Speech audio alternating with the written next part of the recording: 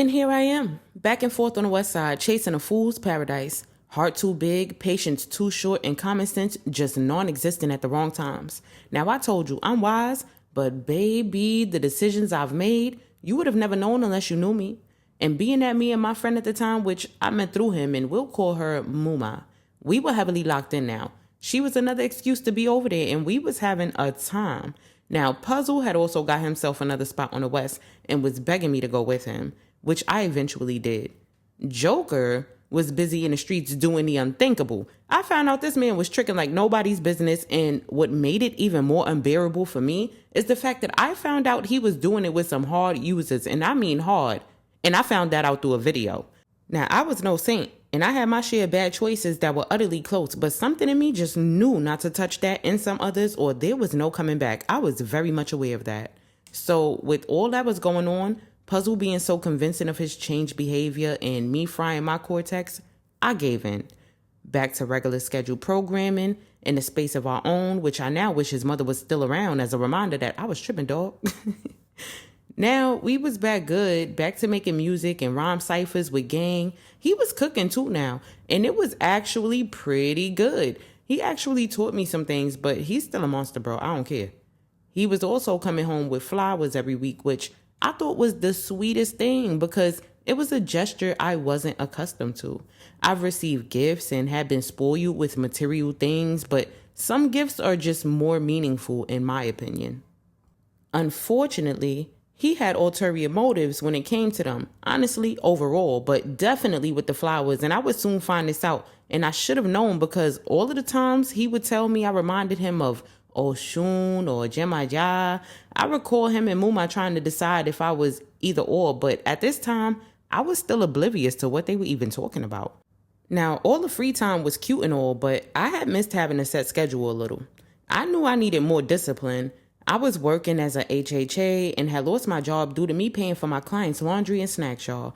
I wasn't aware that they had people who would spy on us, nor did I consider caring for him in that manner to be an actual crime. His family rarely came over, and I wasn't going to leave that man pissy. I was doing live-ins, and the previous aide didn't do it because he lacked the funds. So I get why she didn't now. But he was my funds and was also an easy case that was also close to home base in Mauritania. So I said, why not? I found out why not. So I tried to go back into the field, but because of my bad habits, I failed the test and couldn't return, which is the only reason I continued to go without work for a while. I had to clean myself up, and being that it took a while to leave my system, it became an excuse to continue my ways. As I started to go back into searching, I realized my alarms weren't going off, and this man was turning my alarms off, basically grooming me into being a housewife, talking about children and all. Now that part was cutesy, but I'm not about to have no kids with no funds, nigga, please. This ain't secure enough for no child in my eyes. I may be wild and a sucker for love, but I wasn't about to do my seed like that. You tripping. Anyhow, I didn't realize that this was a thing until it had happened multiple times, as I told y'all in the other story. But I said nothing and slowly started freeing myself of the house because by this time, his ways were beginning to resurface and we were back arguing about dumb stuff, like him consistently bringing up that ex again. Oh my goodness, get over it. You're still the same dude for real.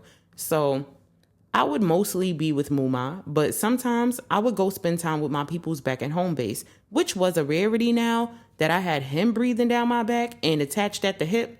One day, one of my peoples, who I will admit I used to talk to, but that wasn't that at this time, he asked me to go take a trip with him for a play, and of course, I was coming back with some bread. So OT I went because, yeah, I need and want all that right now, for real. Before I got anywhere, Puzzle was calling my phone tweaking, telling me I'm lying, I was with Joker, and he was giving my clothes to the Salvation Army. At that point, I'm calling your bluff because I'm just about over it and ready to stay my ass OT when I get there. I definitely still went, knowing there would definitely be an argument when I returned, and it was. Mind you, I literally had to babysit old boy when I got out there because we actually were indulging in the same party favors, and he started tweaking after overindulging. I could never catch a break, just around all the wrong shit and people too, and that's how I ended up like this. So I had overindulged a little bit too because I just love to dance, drink, and when I did. but please don't kill my vibe was all I had asked. Now, fast forward, I would also call my driver when I just wanted to be free and ride around the town because, as you know, I needed an escape for real.